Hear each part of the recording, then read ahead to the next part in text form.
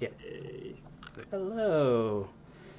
Yeah. Hello, Twitch. And Hey, hope everyone. everyone. Yeah. Hope everyone had a lovely Easter. But yeah, there's a few second delay, but yeah. Okay. Cool. Yep. Just introducing the people here. My name is Josh. I'm the host for the April AKLGameDev Meetup.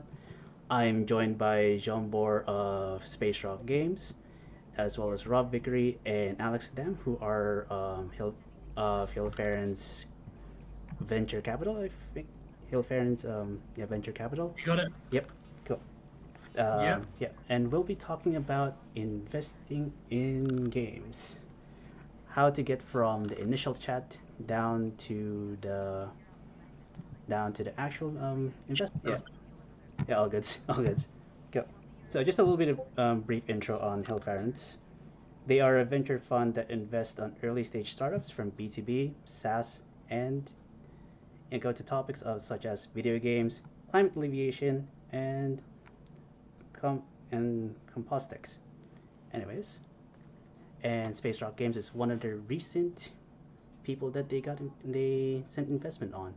So, as a proper way to start the conversation, Jambi, how do you actually what's the story and how you went from the initial chat to getting the investment?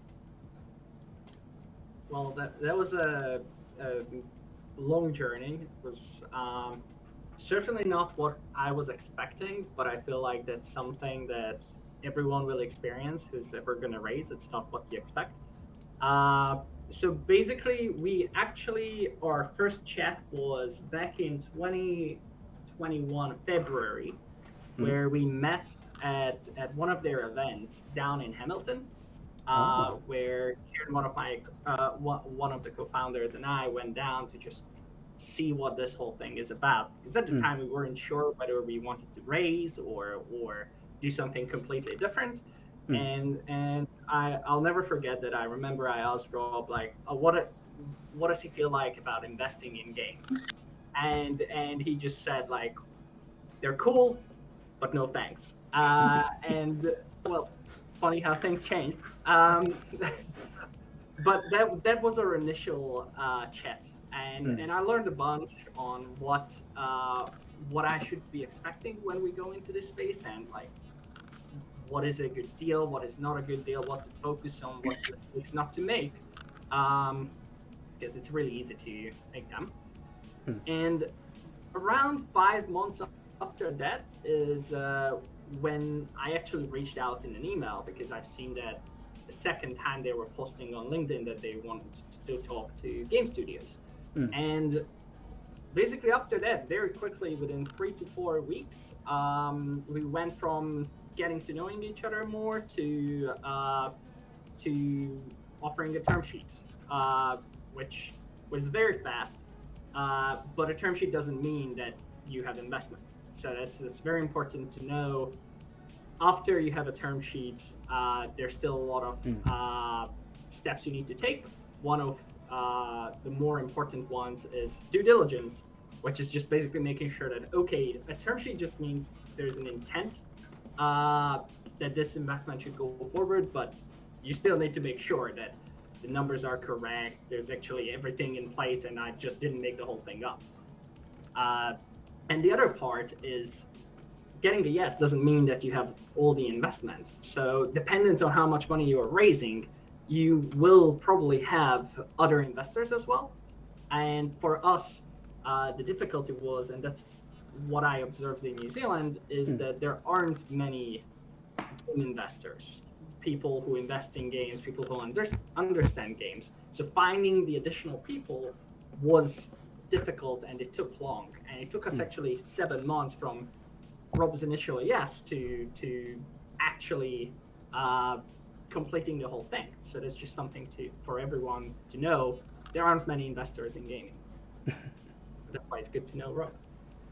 Yeah, that's why it's good to know Rob. And actually, yeah, with the recent fundings, it's gonna spark a new generation of game studios, and yeah, hopefully we'll get better as time goes on.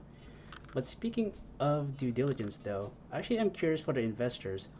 Was the GDD that important during the investment stage or during the chatting stage, or was the made Space Rock worth it? You want me to go? Yeah. Yeah, sure. I guess just to give everyone some context on who we are, we're a venture fund based in Auckland, New Zealand, and we, as Josh said, we invest in not only traditional software, SaaS, AI, machine learning, and climate tech solutions, but we also invest in games, mainly because both Rob and I love playing games from when we were young kids, and that's how I kind of got the job at Hillfarrance. Was I kind of interviewed Rob for about half an hour about games and what he loves to play. And I guess that kind of, we bring our traditional philosophy, well, not traditional, but our modern approach to venture capital to investing in game studios. And so, yes, there are heaps of materials like the GDD and like some other materials that you can find when doing due diligence into a gaming studio. But the main thing that we're looking for is the team. So that's the main thing that we assess during the due diligence phase. It can range from taking 1 to 3 months usually for a due diligence to happen from start to finish.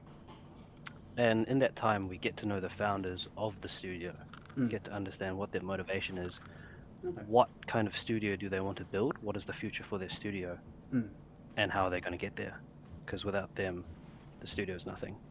It's the same way that we invest in startups, where we're investing in the people that are running the startup that are going to grow this into a billion-dollar company. It's the same thing with gaming studios, and so we treat it more or less the same, but just differently because it's a different business model, and gaming studios are, in a way, much more creative than some modern venture investing. So that's where our kind of due diligence process goes with gaming studios. Well, and also further to that, we're not funding games, we're funding studios, right? And so titles, and coming to us with a title, it's a bit like a film producer coming to me with one film. I used to be in Hollywood. I spent 10 years in Hollywood and around gaming and film and all forms of content for almost 10 years. And so, a film producer comes to you with slates with 10 features or an idea of what they want to, grow into as a studio. And so that's really what we're looking for within our game investment thesis. We're also not really looking for games that are kind of that can stand. We're looking for games that stand on their own. So part of our due diligence is really understanding about what type of game it is you're making. So the two studios we funded, in the case of Zombie and Space Rock, we really impressed and admired the fact that they were going after what is really a relatively new genre of game, which is cooperative multiplayer games, but in-person cooperative, like It Takes Two. And so going after a studio that's pursuing a slice of the gaming market that is not really very proliferated yet, it's super interesting to us. And so we're looking for new ideas, new approaches. We also want studios to come to us with a big, crazy, bold idea around, they might want to build their own engine. I mean, Zombie's got an idea about that in the future, becoming their own publishers, self-publishing. Yeah. So, our DD really focuses on the audacity of the studio and of the people who run it, where you've come from, and how big is this going to get? We're interested in the next Respawn or the next Naughty Dog. Or, I mean, those are the kind of studios that I love. And so, how are you going to get there? And that's where our due diligence focuses on. We're not really interested in studios that want to make a couple games and then just retire. So it is all about the long term. It's all about the long term and just trying to make sure that the founders have an idea of how to get from point A to point B. Okay. Yeah, most certainly. And it's very different. Venture capital investing into games or just in general is very different to a publishing deal, and sometimes gaming studios perceive us as the same as publishers, where you you get funded for a game, and then when the game launches, you get a revenue share, and then you have to recoup, the funding amount that happens, and then they take a more minority revenue share stake in your company. Whereas for us, we're taking an equity stake within your actual studio, not necessarily your title. So there's a big difference on where our incentives lie, where we want to see you, ride this thing out long term rather than rely on the success of that one title that you've just made. And that's quite unique, because a lot of investors just go for each title and then hope that that's going to be a success. But that's really not how we work as a fund. And so, yeah, I want to see if Criminals Within doesn't work out, which I'm sure it will. If it doesn't, we're in there for the next title, because we think that Jean-B and the team's going to learn a shit ton from making that game and it not working if it doesn't. And we're in there for the next one because it's going to be even better. And so, that's how we look at things. We're a 10-year investment for ourselves, right? So you can get a lot done in 10 years. So the first game doesn't mean it's the last game. Yeah, that's actually I wanted to emphasize as well, is that if you're betting on just one game, you're basically betting on a hit or not a hit. Whereas if you're betting for the long term, it's much more likely that you're actually going to see something coming out of that, and you're going to also benefit from that a lot more. There's a lot of studios who made 2 or 3 games until they had their first success. For example, FromSoft, who made Elden Ring, their first game wasn't a blockbuster, and where they are now is not a bad place.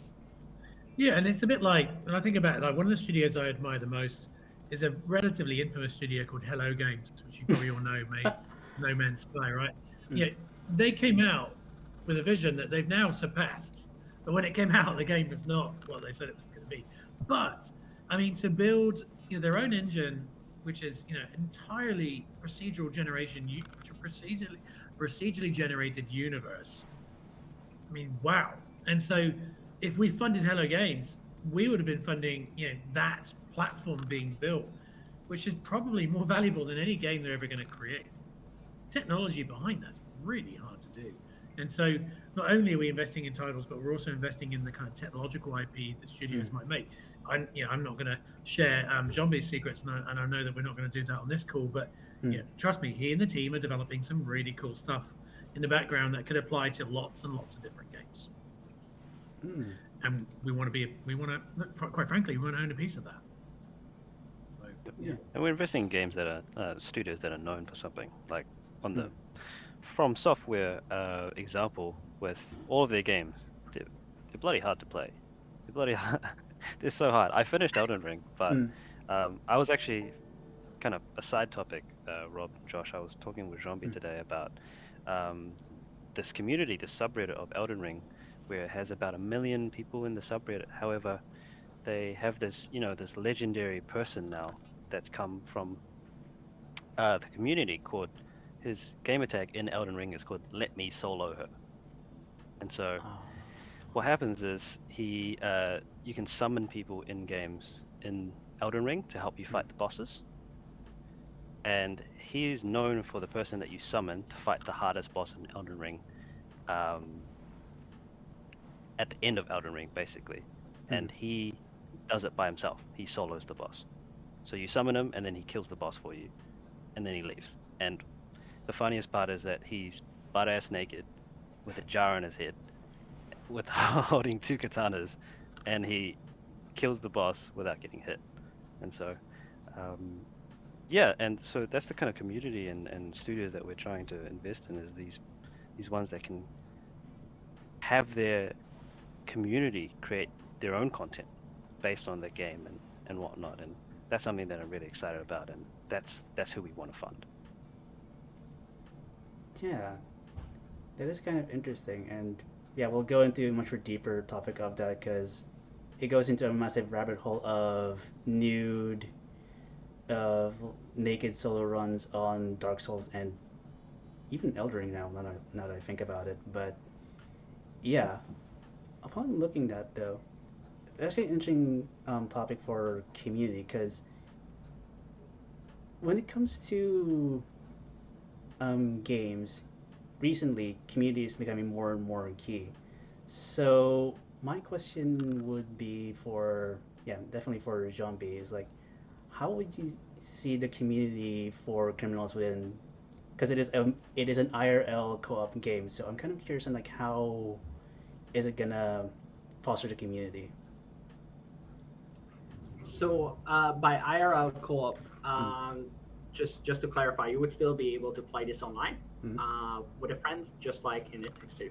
But if you're creating a game that has shareable content in it, just by design, Mm. that makes it really possible for players to create scenarios that other players did not experience in the past. So thinking of games like Dark Messiah, where the whole thing is really a bar fight, and you have a lot of solutions for one simple problem on get through the door, because you have Mm. certain guards, and you basically have infinite amount of tools in your arsenal. However simple they are, it's really up to your creativity. And what we are really trying to do here is to build up a build up levels and combat scenarios that you can complete in many different ways, and just the sheer amount of options is something that allows replayability. And if you have something like that can help a lot with actually engaging the community on offering this whole thing up for them to even just showcase what they did. Like Mm. there's a bunch of videos on Elden Ring on how many secrets it has that you can uncover, and in most cases you're not going to find it unless you've been playing it for hundreds of hours. And yeah, that is one area where you can do it. There's also a whole speedrunning community, eh? Oh yeah. In Elden Ring, yeah. Someone Mm. finished Elden Ring in about 7 minutes. What? Yeah. I'm Yeah, I guessing know, they it's click for a ridiculous, lot but of other areas in order to do yeah, that. yeah, but I mean, finishing the game in 7 minutes, Jesus Christ. Yeah. Impossible. The effort that goes into it to figure those out, like wow. Yeah. Yeah. I guess, yeah. It kind of goes into like an interesting point. Because I actually am curious. Funny you mentioned about the equity and shares thing, because that's actually very true that most people don't really understand like what the difference between a venture capital versus a publisher. Because when they think of Mhm. publisher, they think of something. The thing that popped into my head is Cly Entertainment, who made the game. Their most infamous game is Don't Starve, and for the most part, it's definitely just them investing on the IP itself. But they are actually now a well-known publisher for as Client Entertainment, and actually can has invested in a few other games, and they do. And the model for that one is mainly IP based. Well, an IP project per project basis for those that actually, yeah, for those that don't know what IP is. But yeah, it's a project per project basis instead of it going to the studio itself. So um, so, Rob, do you actually see as just investing in the people to be like the next thing when it comes to investing? Well, when it comes to investing in studios and investing in not just studios but businesses in general, it's just the people rather than the product. Oh, dear, it's always been that. Yeah. Mm. There is no other option. Mm. I mean, you can invest in mediocre people and who have a great idea and mostly fail. If you invest in amazing people with a mediocre idea, you've got a pretty good chance this is going to work out. And so, no, the product-led investment decisions, you'll nearly always lose every single penny you put in, because your product, like games are sold, not necessarily bought at the beginning of your studio's life. Like no one knows that they need another cooperative multiplayer game called Criminals Within. That's only going to happen because Zombie and the team are going to be out there promoting it. People are going to see it. They're hopefully going to maybe see some interviews on Eurogamer or whatever your favorite platform is. That's fine. And they're going to be really pumped about it, and they're going to want to get in on it. But somebody who's just kind of like building a game to make money, or you can't do this job if you do it that way. In my perspective, doing it for 10 years, and we have a very strict policy here as well about the type of people that we fund, and we have a very strict asshole policy. Sadly, Zombie and his team failed that test, but we still let him in.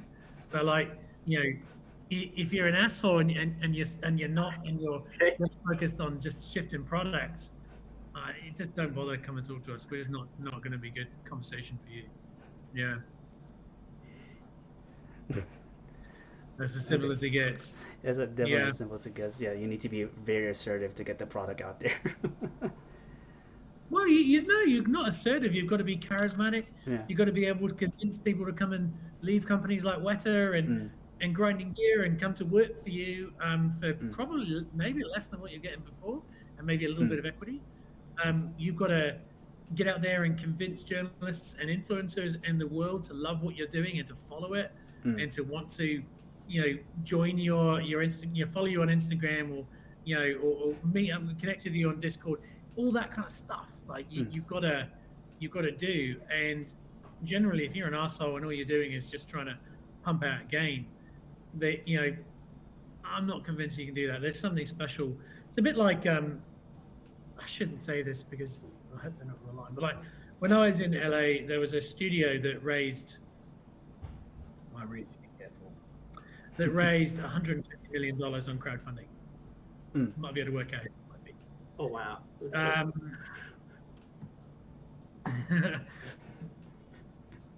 Yeah, not run necessarily by the nicest person, and the game still isn't ready, and there it is. So yeah, just focus on people. Most of our job is being psychologists as much as it is being investment bankers. I mean, look, we're not investment bankers. I wear a T-shirt, I've got tattoos, and I've got the helmet from The Martian in my office. I mean, we're not ordinary financial people. We're creative finance, but also psychologists. And so we're assessing people based on whether we're going to like working with you for 10 years. I see. Yeah. So if marriage, man. Yeah. The merits. Yeah. So then, if anyone goes in you and actually learns from games like Persona or any other Japanese RPG, they might be able to convince you at some point, if they raise their charisma stat high enough. Well, I think it's just come to get to know us. Like, come and hang out. We're not assholes, Come out and come and play some games with us. Come and connect with us. Go play with Alex. I mean, you can play with me if you want, but I play mostly RTS games and single-player open-world games because I like to detract from the real world. Just come and get to know us. Come and show us what you're working on. There's nothing too early, nothing too ropey, nothing too crappy for us to look at. We don't mind because, like I said, we're funding you, not necessarily your game.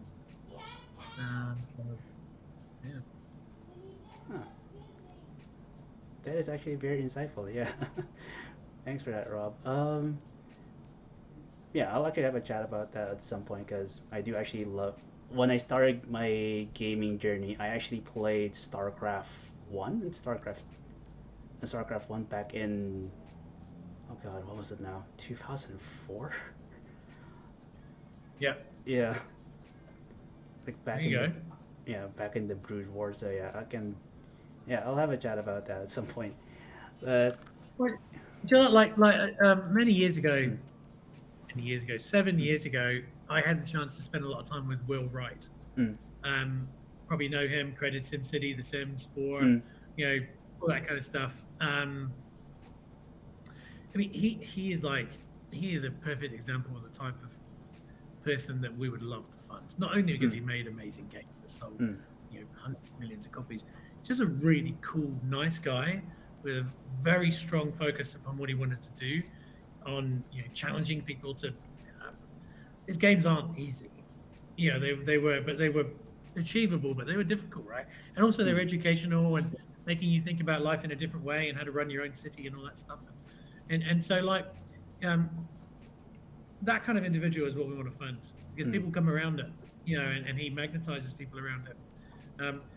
a bit like Peter Molyneux before he started to bullshit too much and overpromised on all of his games. But back in the day with, Black and White and Syndicate, was it? You did Syndicate? Awesome games that I used to play as a kid. He was a guy that people wanted to hang around and work for. And so, that kind of person is what we want to fund. Yeah, and I got an interesting comment from someone. I am gonna be I'm messing up the name because it's like WXJGA6. That it is actually very true. Like the business side of game dev is by far the hardest and the most I wouldn't say boring, just like the most tedious side of the sphere because most people, huh? Yeah. I'm reading right now. Doing the business stuff, Yeah. I find the hardest thing about startups. Dude, look, you got to do it. Yeah. There's no. We're not asking you to build a financial model. Well, we are a little bit, but not. We're not asking you to go out there and build us the most complicated business plan we've ever seen. We just need to make sure that you kind of, if we give you, in the case of Zombie, we gave him, over $300,000, wasn't it? $650 in total. $650K in total. $650 in total. And so like, I should know that. That's really bad. And it's 6 o'clock at night.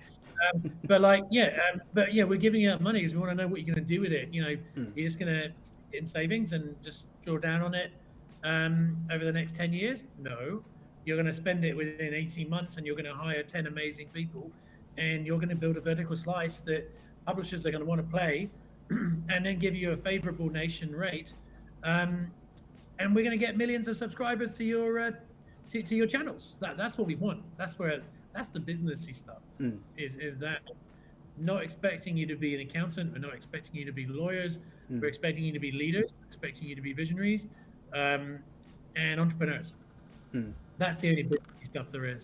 But we also know that you're all creatives, and I've worked with creatives for many, many years, and you're very special people. Not special as in weird, but like special as in like awesome. And so the trick is to not kind of is to not drown you in businessy stuff. So your awesomeness and your specialness doesn't wane, but like you grow it. But you have got to be responsible for where the large check. And it's not just my money that's gone into this fund. It's also lots of other investors that we manage money of, which is things like NZ Super and the iwi here in New Zealand. We have their investment capital, really high responsibility for us. And so you need to make sure that if we give you this check, you're not going to blow it all down the nightclub on Saturday night. You're not going to piss it up the wall, but you are going to like basically take this cash and build a game that's going to sell 10 million copies. Because why not? Yeah, and it's also important to know with all of these gaming studios that venture capital is one funding path that you can take.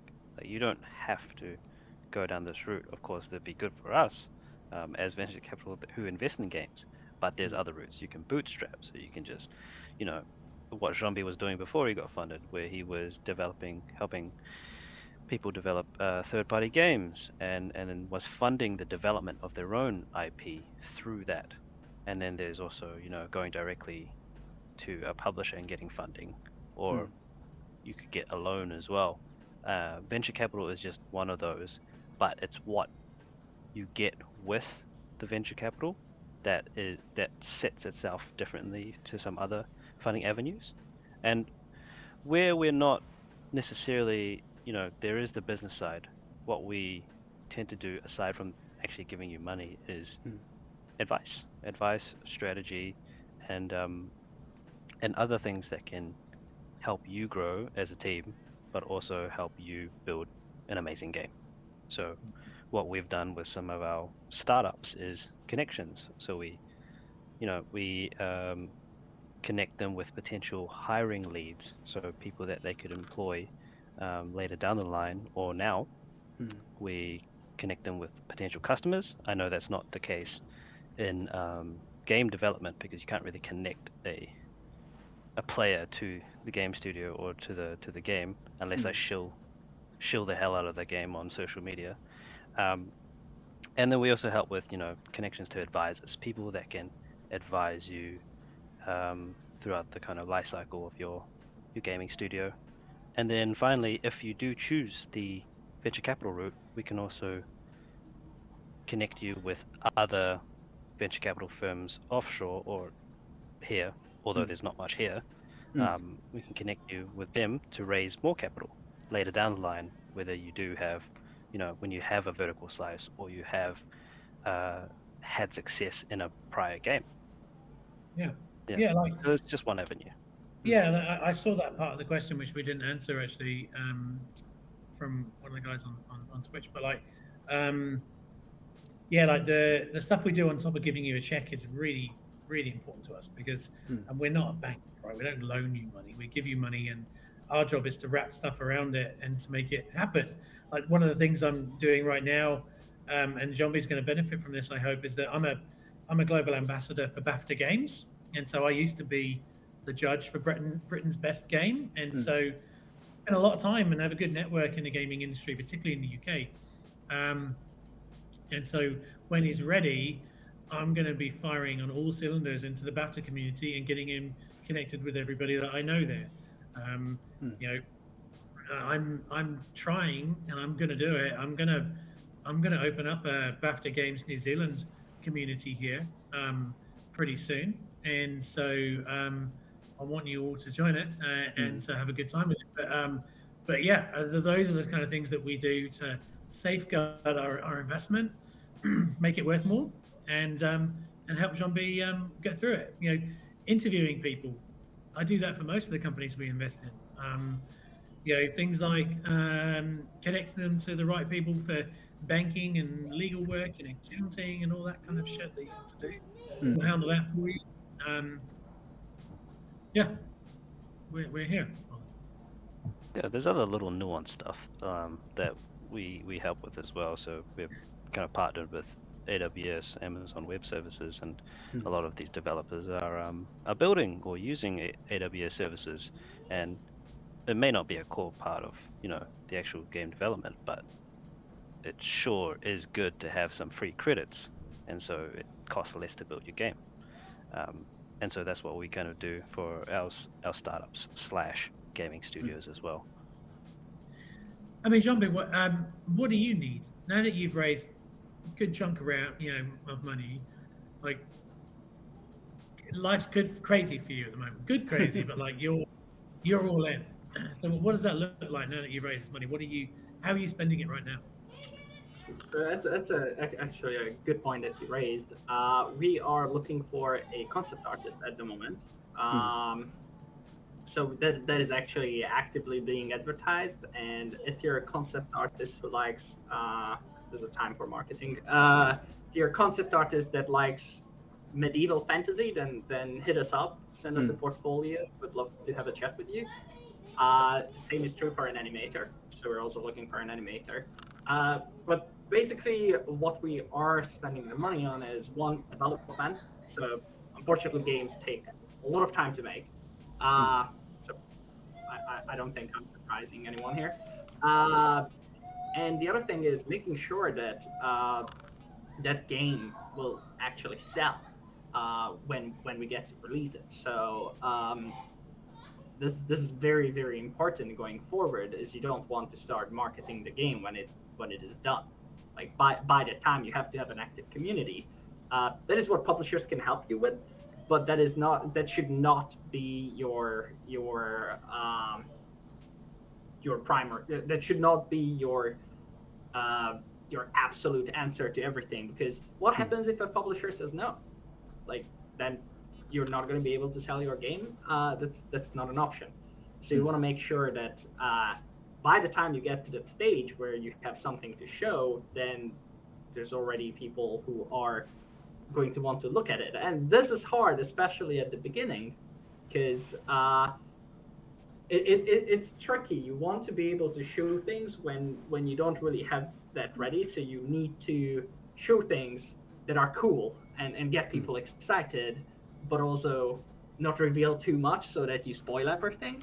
So it's a really fine balance. But yeah, these are the two main things: development and making sure that the game will sell. Yeah, and just showing like concept art on social media would be like a nice teaser for the game itself. So it's kind of understandable. Like for the concept artists have some indication of like how marketing, well, some idea of how marketing works. So yeah, That's a huge plus. it's a huge plus. Yeah. Um, Actually, Rob and Alex, you actually did raise a point that you were using terms like vertical slice and stuff, and vertical slice in early prototyping. So my question for that would be like how in depth are you when it comes to when it comes to investing to your businesses or studios? Do you catch up with them almost daily to make sure that they're on track? Do you do you catch up with them just every once in a while, once a week, just to make sure that everything, the project is going fine? Or how much do you assist them on? How much do you assist them from whatever help they need?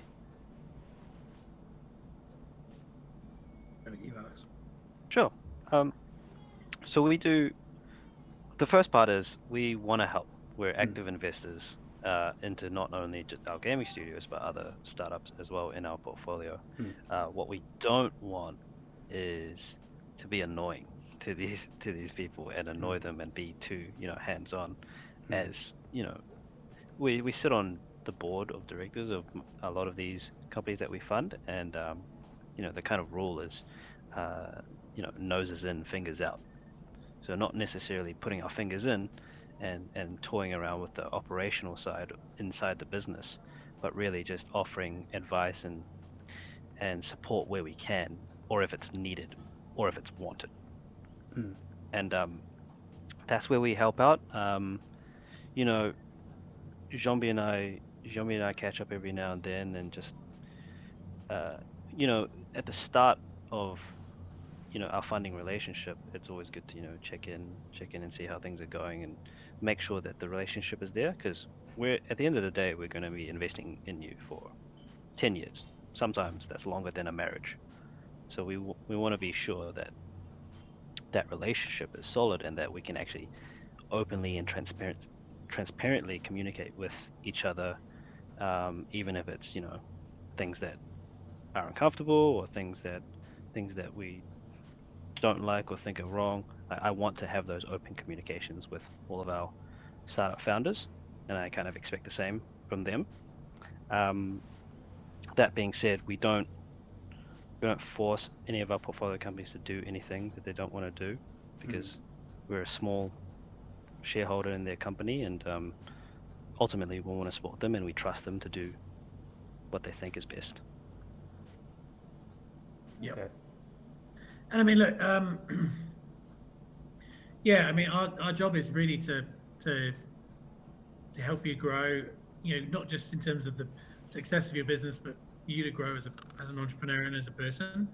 And so little things that we do, for example, we have an awesome relationship with a partner. Basically, she's a partner of our firm, with Working Minds, and they're a business psychology firm, and they work with entrepreneurs, and particularly very big successful entrepreneurs like Jean-Mi and Kieran and the rest of the team, and work with them on talking through some of the challenges you go through as an entrepreneur. And there's a lot. There's a lot of pressure. There's a lot of pressure you put on yourself, a lot of pressure that other people put on you. And so basically it's a wellness program. So we do that every month. And so all of our founders come together on Zoom, and we just put it out there and become vulnerable and talk about the shit that's bothering us, and also some of the things that is going well. It's not always about the negative stuff. And so those are the kind of things that we do. I'm just looking at Captain Sparkle Pants, which I just wish I had your name on Twitch. What kind of slice do we take? It varies, but somewhere between 5 and 10% of your business, and that's it. And that's normally based on a check of no less than 300 and up to $1 million. Mm. Yep. So we don't take a lot No. at the end of the day. Yeah, we do have certain ownership targets that we want to have in all of our portfolio companies. And we tell every startup that we fund this is what our ownership target is. But we don't take any more than that usually. We just retain that until either you guys eventually exit through either an acquisition, you guys get bought out, or in some cases, not necessarily gaming studios, but they go public. And that's how we kind of exit from our investment.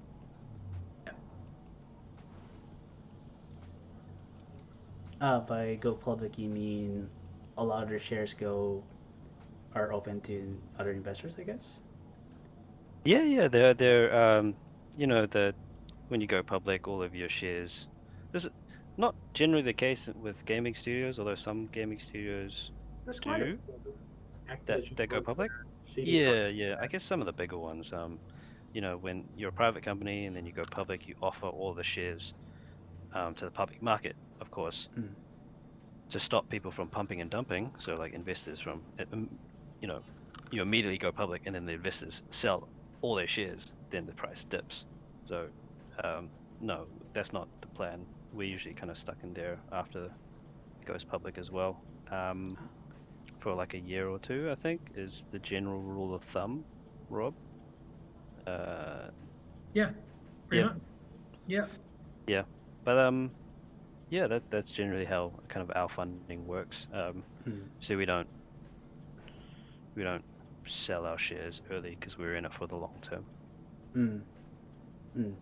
And speaking of the long term, yeah, Mac Attack is asking, when you say you invest for 10 years, is there cash injected each year or is it a one-time investment? Question. Well, it depends. So the first check is very much the first check, and then if things continue to go well and you still like working with us and there's room for us to put more money into you, we'll do that. And so we might write you 3 checks, and they increase in size, Mm. and that could be over a space of 18 months, 3 years, 4 years, but that's kind of where we go. Once you've hit a certain inflection point, and let's say that when Criminals Within comes out and it just blows up, and they're now almost $1 billion revenue generating business, then we're probably not going to be continuing to invest. That sounds crazy, but we already invested when they were very small, and that's where we get our enjoyment from. So we won't be investing again. That's when the big funds like Initial Capital or maybe some of the bigger publishers might be funding at that point. So that's kind of where we stick within that time frame and the business cycle. Yeah. So we do invest, at different points of time, but it has to be, it's usually for a good reason. On either the studio needs more money to either develop a vertical slice, or they need money in the production phase to ramp up. Generally, maybe that could be combined with publisher money as well, where you have venture capital money and you also have publisher money going in. But again, publisher money is revenue share, and our money is to buy equity in your company. It's 2 different, but they can still, it's all cash at the end of the day. Yeah. There's a really important point that you touched on, is that there's a bunch of investors who invest at different stages, and for a lot of studios being new or already established, it's really important that you understand where you are at that stage, so you can reach out to the right people. And I think you guys have a really good resource for that on your website, which actually tells you like where you would be at this stage, whether you're pre-seed, seed, Series A, etc. That's something I would recommend everyone to actually read, because that will tell you a lot. Actually, that's a good point, man. We actually need to create one for the gaming studios, because our checklist, our template is mainly for traditional startups. So you have pre-seed, seed, Series A, Series B, so on and so forth. But that can be directly translated to gaming studio and game development. So in gaming studio terms, we would invest between, idea concept to pre-production. That's kind of where we invest. On the startup side, that's pre-seed to Series A. Yeah, A good point. I need to that. make one. Yeah. We do. Yeah, I mean, I actually think that table doesn't work at all for gaming because, like, I think the terminology of like pre-seed, seed plus, Series A, B doesn't really work within gaming. I think we're trying to like put a square peg into a round hole. I actually think that the frequency of funding between games is probably much more frequent and less time, in between all of it. So, like, I mean, the way I look at it is a bit like really kind of transposing it onto the game development cycle. So, I'm just trying to think here. So, where have we got here? I actually done a diagram of it. I'm just trying to find it on a bloody slide that I did. Anyway, I'll find it. But basically, all the way through from pre-production to production to vertical slice to marking it. I think those are the terms for the types of rounds. And your valuation. Here we go. I've got it. I'm not sure if I can share screen. Probably not. I think you can. All right, let me try and do this. I'm a Zoom user, and I know we're on Google Meetups, and then it's there's the the same present format. now, which is the third one from the right. Yeah. Okay. Here we go. All right. Cool. So let me show you this. This is in the right one. Yep, that's the right one. Seeing? Yes. This one. Yes. One with the galaxy on it. Yep. Yeah. So basically, planning, pre-production, production, testing, pre-launch, launch, post-production. I see like our window of opportunity to invest somewhere between maybe in these dollar amounts is between these four phases. And so once that's gone, and look, until you self-publish, which probably won't be for a while because it's hard and you need the benefits that publishers bring you, even though you give them 50% of your revenue, is kind of where they take over once we've done that vertical slice, basically. And you've got something out there and people are able to test it.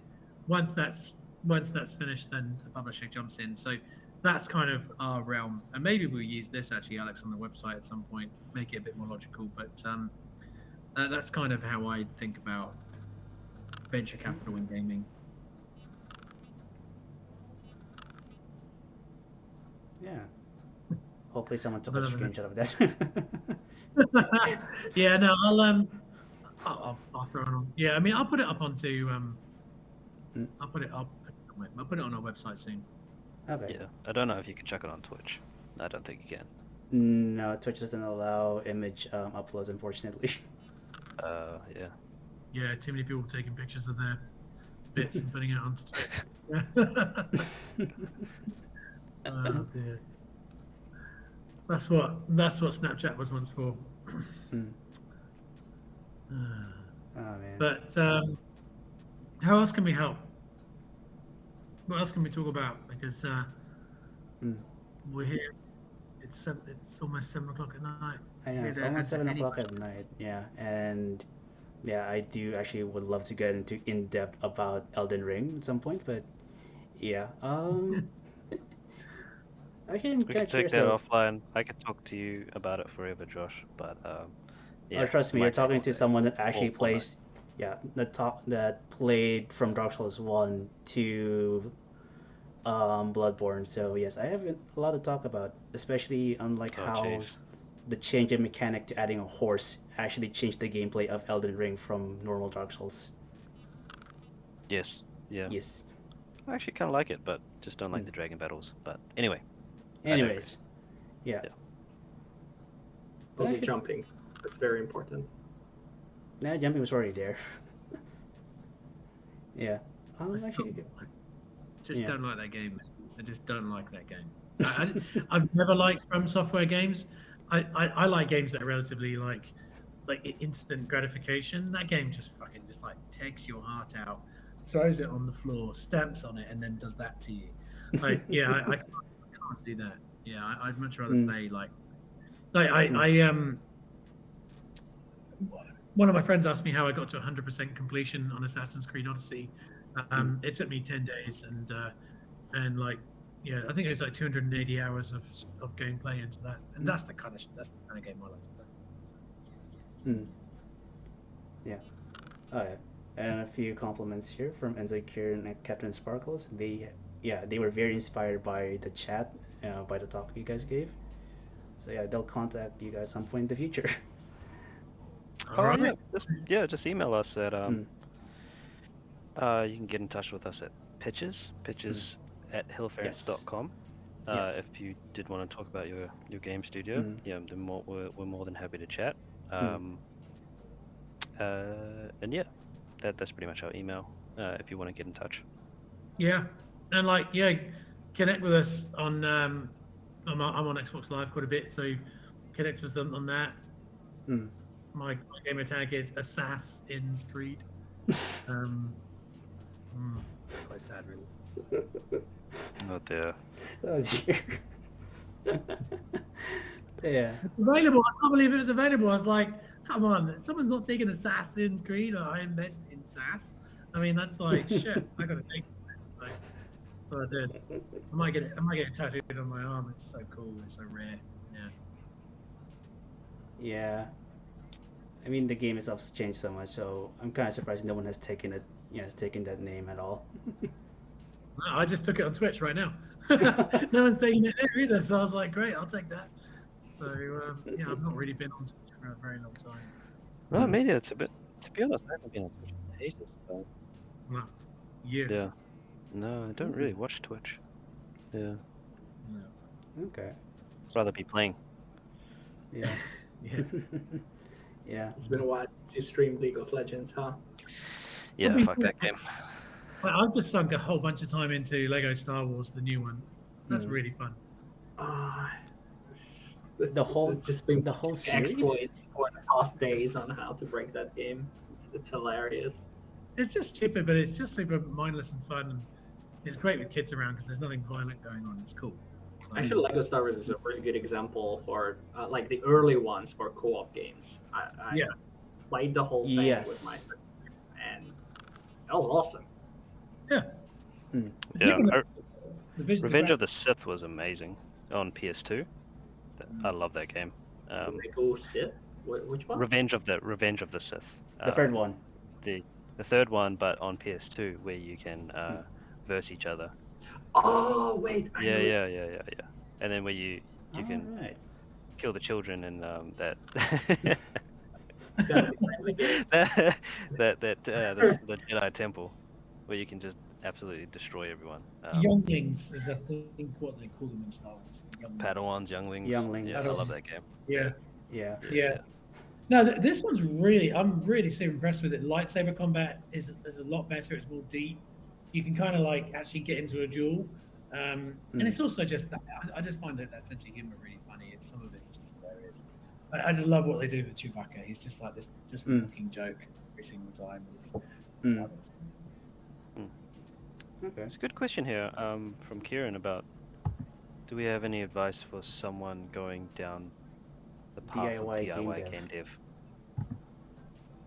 Robbie, you were DIY. Advice for DIY game dev? Well, I can talk a little bit about what we did, because that's what we did before we raised money. So there are two approaches you can take really when you are starting a studio. At least that was my experience. Either you can work on it with a small team part-time, and on your main time you're earning income and you're trying to put as much time into your game as possible. Potential way that didn't work for us, mainly because everyone in the team would have started to actually focus on their primary income, and that slowly, I feel like that slowly kills the whole thing, and you don't want a slow death for making a game.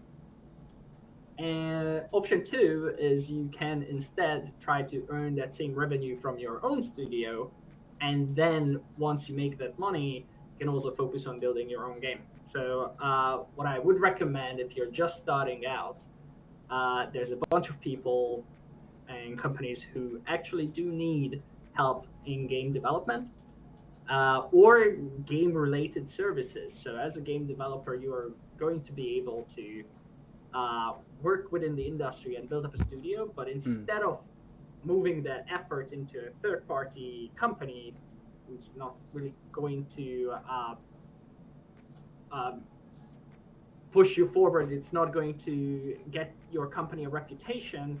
Instead, you can focus on that in your own company. So I would recommend actually starting to go out and look for contracts, like game contracts that you can do. Because at the end of the day, then you are working as Space Rogue Games or Prismatic Studios or whatever, and you are already building your own experience as a studio, which is going to look really good, and it is going to give you the confidence that you can also build the game that you want. And this way, you can pretty much bootstrap your game if you want. It takes a lot more time than if you had the funding, but instead of not being able to develop the game, you can actually develop the game. And you can also aim higher, because doing part-time game dev will limit you on what type of games you can make. You're not going to be able to build a AAA game or not even AA if you're working on it part-time, and it's going to take you 6-7 years. It's a very, it would be very stressful. So I would definitely recommend trying to get something going, even if it's not your IP at the end of the day. You're going to be able to have that experience, and you're going to be able to have the revenue that will allow you to focus on your own IP, because at the end of the day, that's what you should aim for, to have your own IP that you can build up and focus on what allows you to do that. How did you get those contracts, secured those third-party contracts? It's a very, very funny story. So I have a few friends who also started their studio just a couple of months before we started. And I remember one of them telling me on like how much of a swamp Reddit was for them. Like people started reaching out like, hey, I want to make a game. I have $10 as a budget. And like, yeah, let's still try it. So I made a post on Reddit, because I think the subreddit was INET, which is I Need a Team, that hey, we're a new studio looking for a contract between 3 to 12 months, and we're good at this, reach out. And had a bunch of people actually reached out, which landed us 2 contracts in almost within a month or 2 that we could get started on. And suddenly from not making any money and having to look for a secondary job, we started working on in the studio as Space Rogue Games, and we could leave those secondary jobs behind and focus basically full time on building up the studio long term, and just kept doing that. So if I'm being honest, we didn't do much marketing to get any clients, because once you had 1 or 2, a lot of them were recommended to you. And yeah, that's what. There's another one where we advertised, which was the Unreal Discord channel, which has 50,000 people in it, and there is a subsection that says hire a studio, and we got, I think, 2 of our contracts from there that just basically messaged me on Discord. Why wasn't my friend? It's like, hey, we're looking for help with game development. We are well funded. And like that's how the message started. And that's great for you if you are starting out and you're doing third-party development. Yeah, because it's like it falls into like the same thing that I was having a chat with Steven Knightley about. in that studios can go either one of two ways. One would be just focus on your IP at the start, or go on a contract studio for hire kind of business model where you go for contract after contract after contract, but you're not working on your IP, or you're working on your own internal IP part time. But the key point that Zombie actually pointed out is that even though you're not working on your IP itself, you're actually working on gaining the XP that you need to refine your IP, or to get it to where you envision it to be in some point in the future.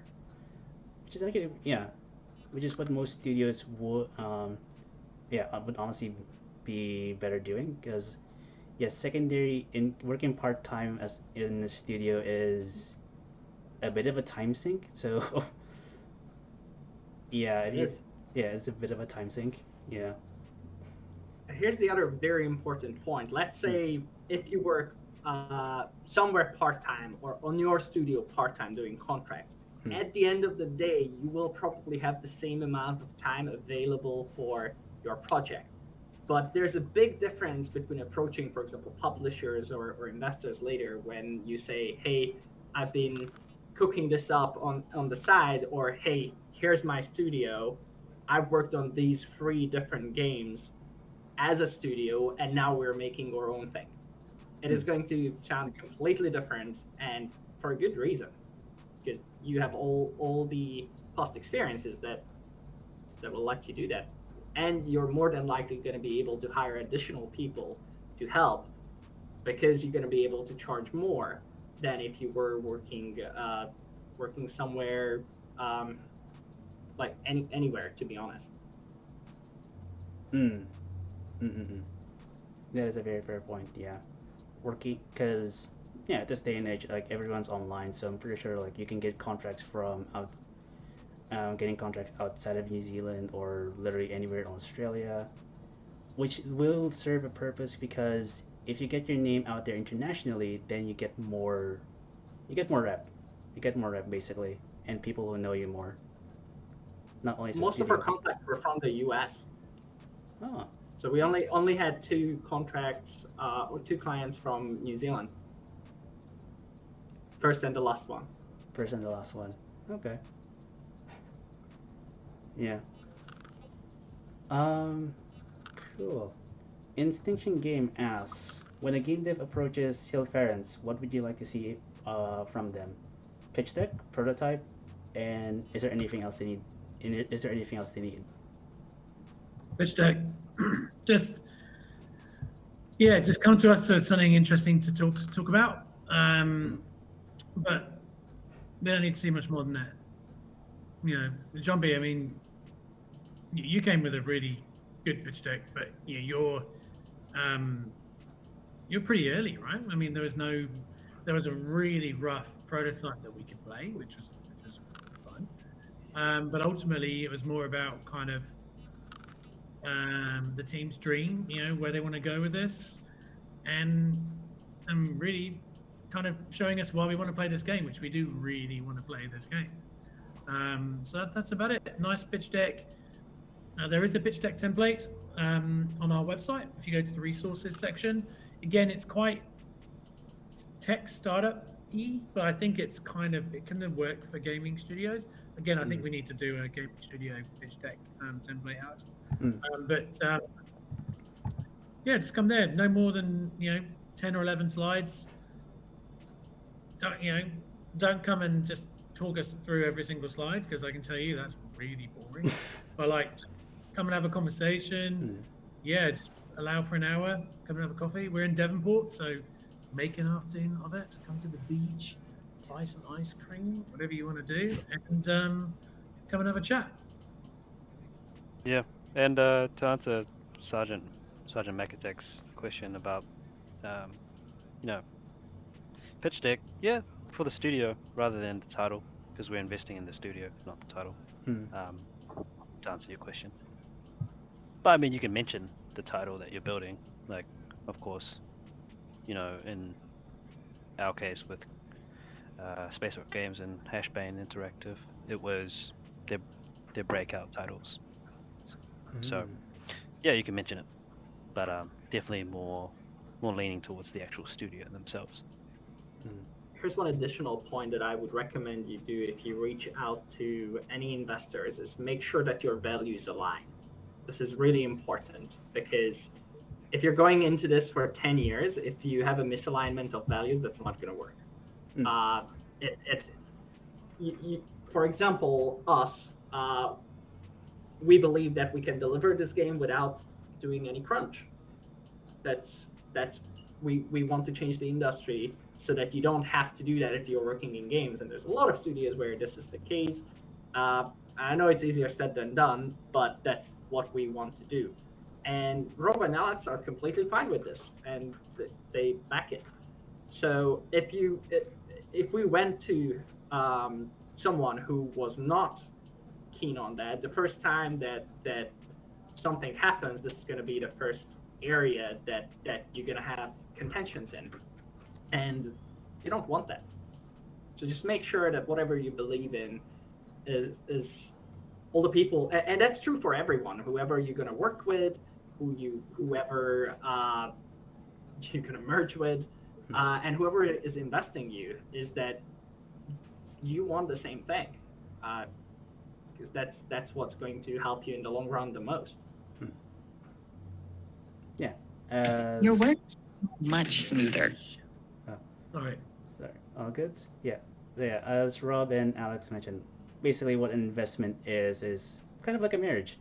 If you see each other as like together for like the next 10 years, then it's worth it. Otherwise, look for plan B.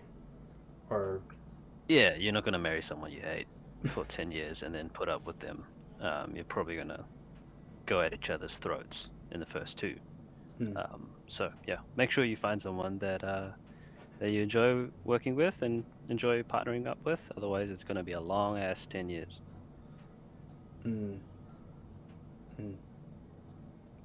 Right. Yeah, before I actually go into other questions, I'd actually like to present some announcements, because there's like a few events happening in the next few months, and there's a few events that NZGDA would like to raise. If I can just exit my screen here. It's not showing.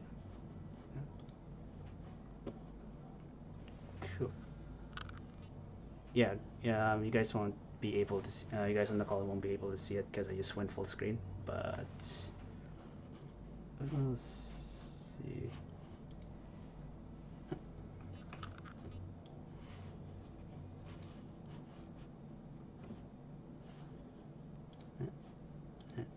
It's a bit slow at the moment because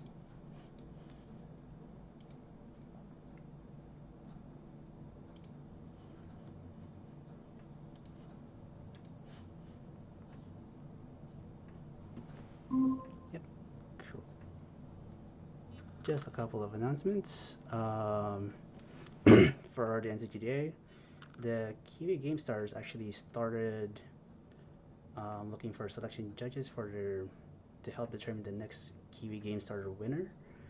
They started that a couple of weeks back, and will look into getting the submissions around and getting people to judge the games as soon as possible. The applications close, I believe, May 1st, but I'll put it in chat on how you can get in. It's kiwigamestarter.com/selection judge, but I'll put it in chat for anyone that actually wants to see. Cool. Next thing would be the Auckland AR VR group is actually doing their monthly meetup next week.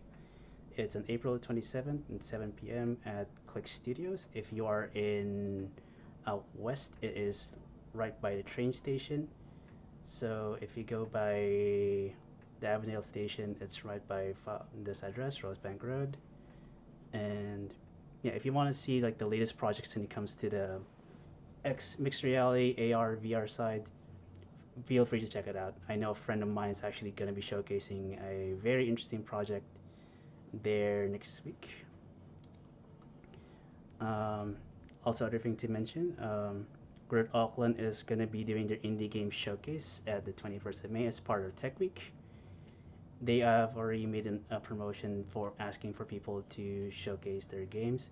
If you are based in Auckland, it's much more easier for you, but it's open to anyone. If you can travel to Auckland for like a weekend, yeah, I'll post the form on that later in the chat. It's on Saturday, 21st of May from, actually the time here is wrong, from 1 p.m. to 5 p.m. Yeah, cool. And Armageddon, the biggest event, one of the biggest events in New Zealand, is going to be doing their expo here in Auckland sometime in June 10th to 12th. The NZGDA has a booth there. I'll be sending out a form for that shortly after this call. So if you actually have a game, no matter the stage, whether it be early or an early prototype or just a vertical slice, feel free to reach out to the NZGDA and tell us what you need, and we'll be happy to showcase it for you. Yep. Okay. GCAP is looking for speaker submissions. So if you have a submission that fits their theme, which is an ambitious talk, feel free to reach out at gcap.com.au, and they'll look through the submissions and get back to you as soon as possible. For those who are not in the know, GCAP is one of Australia's networking events for game dev and game development. It's the Games Connect Asia Pacific, so it's open to Australia, New Zealand, and most of the people from Asia. And yeah, one last thing I want to mention is that there have been a lot of jobs being promoted in the industry, from Grinding Gear wanting a UI artist to Hashbane's hiring surge to Outer Dawn and Fatloot. If you are interested in game dev and are actually looking to get your foot into the industry, look at nzgda.com/jobs, and you'll get a full list of the events of the job listings right there. Yeah. And as a thank you for sponsors, thanks for the NZGDA for helping us promote the Auckland GameDev Meetups. And if you have any questions, contact or possible talk that you can do in the future, feel free to contact us at aucklandgamedev@gmail.com or follow our social media, and yeah, see where we go from there. Cool. There was another question came through, because I'm probably going to have to jump off soon, but another question from Sergeant Macattack, about where to find investors at conferences. Sorry, excuse me a minute. Not a good place to find them at conferences. Most of the time we don't go, and there's not really a conference like that does that, to be honest. I think the best way now, especially post-pandemic, is really about kind of just reaching out to us through LinkedIn or through our website, through email, through dropping us maybe following us on Twitter or whatever, stuff like that. That's probably the best way to do it. Going to conferences and walking up to people, I don't know, it feels very 1990s to me. I think the digital way is much more efficient way of doing things. So yeah, just connect with us and give us a shout. Okay. Yeah, but actually nice that you mentioned that, Rob. What would you recommend for people looking for investment? What events would you recommend for them to go to?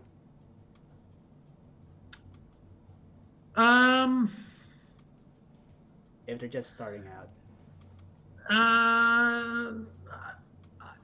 I don't know. I don't think there's all that many good ones, to be honest.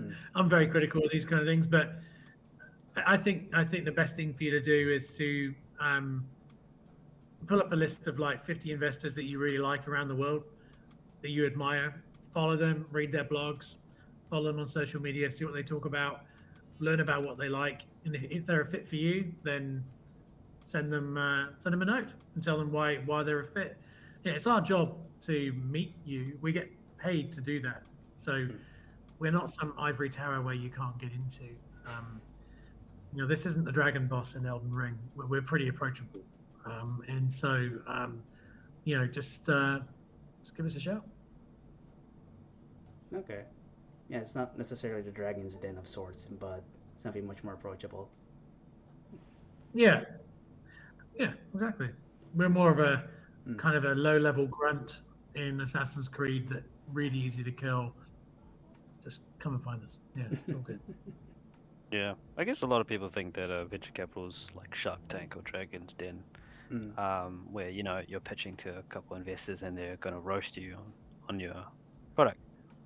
That does happen sometimes in some cases, but it's not for the general venture capitalist. That's not what happens, or for the good ones anyway. The good ones don't roast you. They offer actual feedback on how you can be better. So yeah, but it is hard to explain sometimes and distinguish between the two because it does seem similar, but it's not.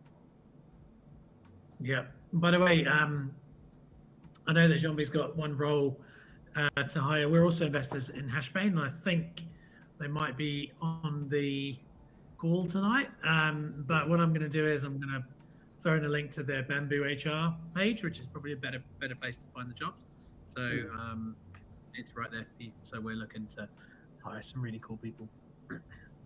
Yeah, if I think primarily they're looking for people that are that are really good at Unreal Engine because they are using Unreal Engine 5. Yeah. Yep. Well, a mixture of, but yes.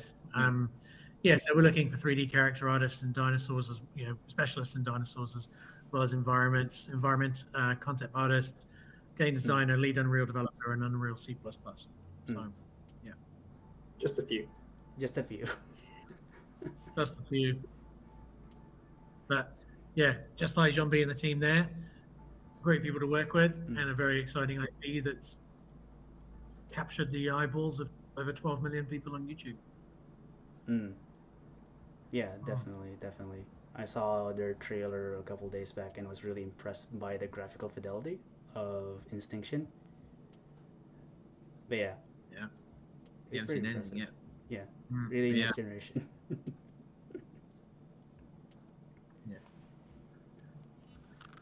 Cool, guys. Well, I'm not sure if there's anything else you want to talk about. I'm not sure how the numbers are looking, but I'm going to have to head out pretty soon. But you guys want to stick around for a bit longer, or are you okay if I go home?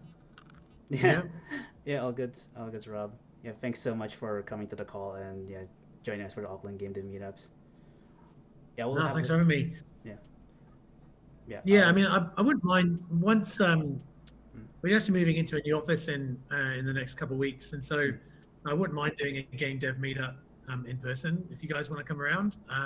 We used to do them quite a bit pre the last lockdown. We used to do like monthly get-together, weekly get-togethers. I don't think we're going to do quite that level of frequency again, but we might do a monthly meetup. So if you want to come by, just shoot us a message. We'll put something onto LinkedIn. That's our main, at least that's my main social media channel. So we'll put a post up there and just come by and shoot the shit for a few hours because we find that really fun. So Jean-B's been to those things, hasn't he? We even buy beer and pizza. Ooh. Oh yeah. We do once in a blue moon. We do. Oh, hopefully we'll do it more regularly, but we'll see. But okay. Yeah. Cool. All right. Well, nice chatting with you all. Thanks for hosting, Joshua. This is an awesome event. Good to see you, Jean-B. Good to see you, Mr. Dam. And best of luck. And please do reach out to us if you're working on something cool. We want to hear about it. Right. Awesome. Catch you, Rob. See us. Bye. Yeah, Funny actually talks about social media channels. If anyone doesn't have LinkedIn, would email be like the next best thing for contacting Hillfarrance? I think so. I think email and LinkedIn are probably. Oh, well, if you don't have LinkedIn, then probably email. Bit hard to catch us. Like we don't live on Discord too often, so Discord's probably not a good place. So I think email is probably your best bet for us, anyway. For other people, it's different, but I would, in terms of game investors, so investors that actually invest in games, you can find a lot of them on LinkedIn. They're there. You just have to find them. So a lot of Googling to find out who's the right investor, because there's quite a few overseas. You have like Bitscraft, and you have a few others that do investments, but over here there's two, including us. Yeah. So it's easy it is to raise in New Zealand. You pointed the finger out. Yeah, it's a bit of a tricky one, and again, venture capital is not for everyone. I just want to stress that point. It's for startups. It's to put fuel on the fire and help you grow. For game studios, it's for you to, get to a certain milestone, hit these certain milestones for yourself to then raise more capital to then develop your game, launch your game, and hopefully it goes well. But it's not for everyone. If you want to move at your own pace, it may not be for you. Yeah, and that's where the values piece comes. Where what Jean-B was talking about is having those values aligned and setting those expectations before you even get into that relationship. Just like a marriage. I keep going to that point, but it is like that. Yeah. Yeah, it's kind of like a fair assessment, because it's kind of like I was actually having a thought about it like some time ago, but kind of like how networking is like dating, in a sense that you have to understand like what that person is, and then see if your values align, and then if your guys' vibe are on the same level, then then you can probably start saying, hey, do you want to work on a project together, or something like that. Definitely, and I definitely know that networking's not everyone's forte. A lot of creatives and stuff are more reclusive than some, and we have that in the engineers that we fund as well. They're a little bit more reclusive and less willing to go to networking events and talk to people face to face, because that's scary. And so there are other ways that you can do it, but I think the main point is to very simply and clearly explain what you do and what you're building, what you're trying to do. Because if you can't do that, then people won't invest in you. People won't fund you. Having a clear goal and vision would be the key. Well, one of the key. Yeah, and just a lot of startups come to us and they explain and use a whole bunch of jargon and stuff, but that's not what we're really looking for.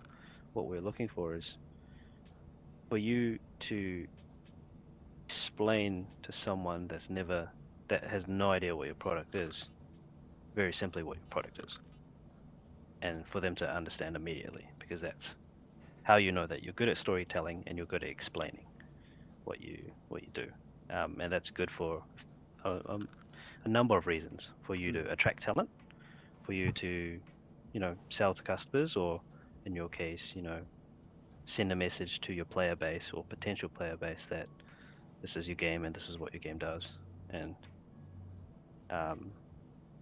this is how cool it is. And then thirdly, to attract investment. And I think that's about it. Just attract the people and make sure that everyone understands it before anything goes. Well, I won't say anything. Yeah, kind of like that. Yeah, just explaining things clearly, and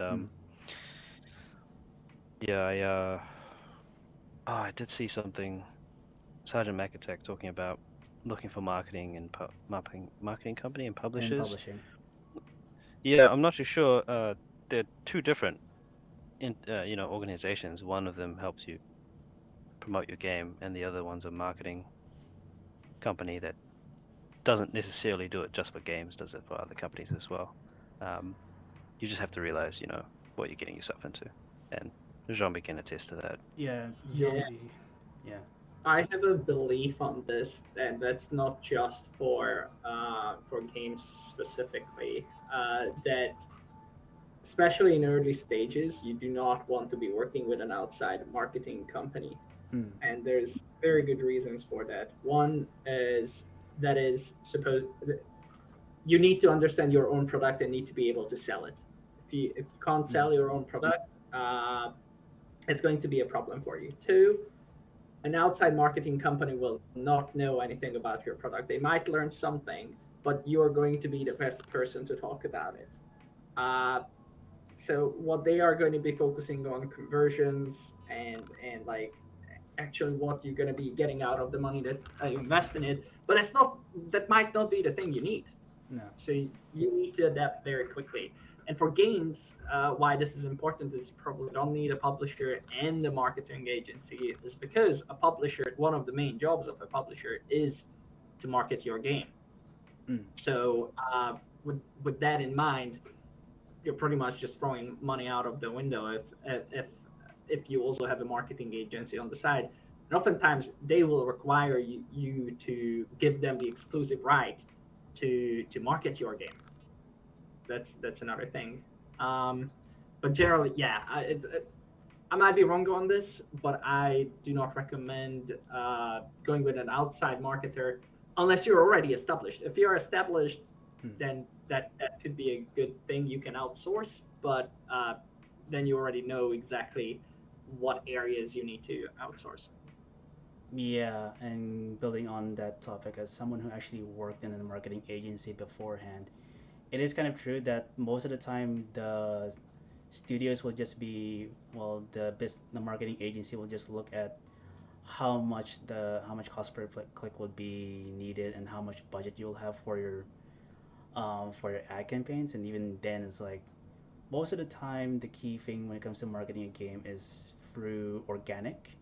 Well, the much more higher return on investment, in my opinion, would be um, organic word, something like word of mouth or just organic referrals, which is much more established because then it'll just build on itself and just make sure increases your rep as a studio as well as build on it over time. Because when it comes to ad campaigns, it's just a momentary thing. The second you go out of the Google top page of Google and stop that campaign, it'll just disappear immediately, and all those leads will probably disappear. But yeah. The other thing is, you touched on a really good point. Like you might be getting a lot of really cheap clicks, and that's one thing. But in order for you to sell your product, that's just the first step. Mm. So you need to understand where you actually need to focus your effort. And in that case, marketing is not going to be an expense; it's just an investment. But you won't be able to do that if an outside marketing agency is handling that. Mm. Yeah, and sometimes the marketing agency will have, yeah, it's kind of like a relationship in the sense that they would have a strong knowledge of the industry or they'll just work on it along the way, which will be very much hit and miss depending on who you're partnering with, basically. Mm. But speaking of that, though, Alex, actually, I'm curious. Do you have any stories on like the other types of funding when it comes to businesses, like crowdfunding or? Oh yeah, yeah. I can talk about kind of the different types of funding that you can do. Mm. For as a game studio, yeah, there's venture capital, so us, but there's pros and cons of that. So cons, I'd start with cons. You're giving away a piece of your company, and there are certain expectations that need to be met when you take other people's money. For instance, you need to grow and then produce a return for the investors. A pro would be you grow faster because you hire more people and you have more, resources to build the game and speed up game development. You get access to advice, support, and leads and other connections and networks that you wouldn't have gotten before. And so that's venture capital. You have crowdfunding. So a lot of these, games go on Kickstarter and then raise money for the game, and then so there's that option as well. The cons is that, well, some Kickstarters you just give away items and stuff, right? Just freebies, yeah. Yeah, freebies and other stuff as well. So not too many cons, I guess. The con is maybe you don't raise the full amount, and I know Kickstarter takes a fee of the full raise amount. So if you're raising, like $1 million on Kickstarter, then they take a fee of that. Whereas we don't.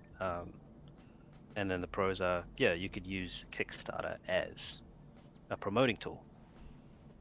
Say, hey, we're on Kickstarter, and then people jump in and whatnot. So you could use it as a promoting tool as well. You have the publishing route, but usually the publishing route, you need to have something to show the publisher before they invest in you. They want to see something, so that takes time. And then the last option is really bootstrapping. And then there's like a subsection where you're raising on the blockchain through a DAO or something, but I'm not going to talk about that. Yeah. Just one point on the Kickstarter part that I wanted to add is the days when you could raise a lot of money on Kickstarter with a concept or an idea, that was back in 2014, 15. Nowadays, there's a really good video about that on YouTube, where they actually discuss this. Nowadays, most successful Kickstarter projects are sometimes even after pre-production. So these games can be after a vertical slice. So if you're looking to fund your game to get started, chances are it's not gonna get the funds you need. But if you look at it as a way, as what Alex mentioned, was to look at it as a way to promote your game, then you can actually reach a lot of people. And as a positive side effect, you might be able to raise some additional funds for it. But I would be careful with Kickstarter. It is a way, but it's at a later stage than at the very beginning when you get started. Yeah, I would just say explore your options, and yeah, just have a look at what's out there, explore your options, and see what works for you. Because you might want to go at a different pace than investors and whatnot. So yeah, go out there, test the market. I should write an article about this, actually, a different funding routes for game studios, because it's never a straight path. It is never a straight path, yeah. Nope. I guess that is a fair point on Kickstarter being just more of a promotional side of things. Will you argue that Kickstarter is now basically what Twitch and YouTube is doing right now, being a promotional platform for your game or for your IP? If you're using it solely to promote the idea. Not as much as Twitch. Twitch is because Twitch is community-made content based on that game, and Twitch only promotes it when the game's already out. You don't really shill or promote a game that's in production on Twitch, unless one of the streamers is watching a trailer for that game. You could live code, but then again, that's a different. Yeah, you could do that stuff. It's just different. And then on YouTube and stuff, it's also the same thing. Yeah. There are other ways you could do it in terms of promoting a game when it's still in development, which is you could do. There's a subreddit called Entrepreneur Ride Along. I'm not too sure if there's something like that for the game development community, but it's your Screenshot Saturday. Yeah, like it takes you on a ride along. These Redditors take you on a ride along on what they're building, and so you can gain traction on that and gain interest from people on that, on you basically showing to the public that you're actively building something. I know I sent Zombie a YouTube channel the other day of a guy that's actively blogging about him developing his own game, and then talking about all that stuff, all the intricacies that he has to do, as well as also adding in what he's actually doing in the day. aside from developing a game. And yeah, there's different ways that you can go about it. And I'll have to shoot off soon as well, Joshua, but I'm going to answer this one last question from Kieran about solo developers. Yeah. No, that's definitely a good way, and we didn't really touch on solo developers, but that's definitely another route that you could go down. Obviously, that's going to take much longer, and it may not be the best option to approach a venture capital firm that invests in games if you're going to remain a solo developer, because that's just going to, like, what are you actually going to use the money for other than hiring people to make the game, to build the game faster. And so, but yeah, there have been some really successful solo developers that I envy as well.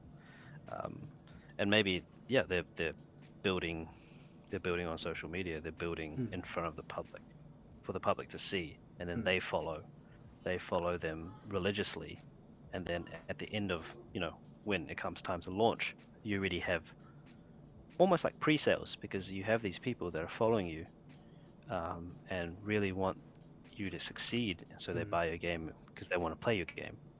And yeah, no, that's definitely a route to go down as well. And if you can manage that, good for you. That's awesome. Like, props to you. And who was the one that, it wasn't, not Terraria, not Stardew Valley, right? Which one? One of those two. Which The one that was made by one person. Oh yeah, that was Stardew Valley. That was a comp-sci graduate that developed their engine and everything, so that they can use it as part of their portfolio. Yeah, man. Stuff like that. Dude. Just announced the second game. So. They actually do have a second game. I wonder if he doubled his studio, so added one more person. So yeah, I'm not too sure, but that's definitely a route that you can do as well. Okay. Oh yeah, I think that's the right person actually, Kieran. I'm not too sure. Might be the same person. He's creating like a little not Farmville type game, but Stardew Valley type game like that. Okay. Yeah. Yeah, but before. But yeah, it was it was a pleasure to be on here and speak with you guys and kind of share a little bit about me. Although I'm mostly a player of games rather than a developer of games, and so I've played everything from back then in Combat Arms to now just finished Elden Ring. So ultimately I just want to play the games that you guys develop. That is, and that's why I believe in you guys. Yeah, that is very inspirational and very motivational, Alex. Just before we actually all sign off, because actually I'm gonna be heading off soon as well. With the recent investments Hillfarrance has made, would you see more people, or would you see more studios popping up? I think so.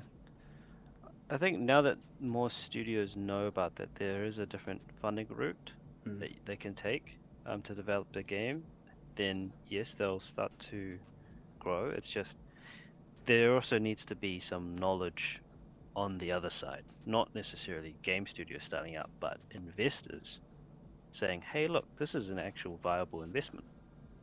Because,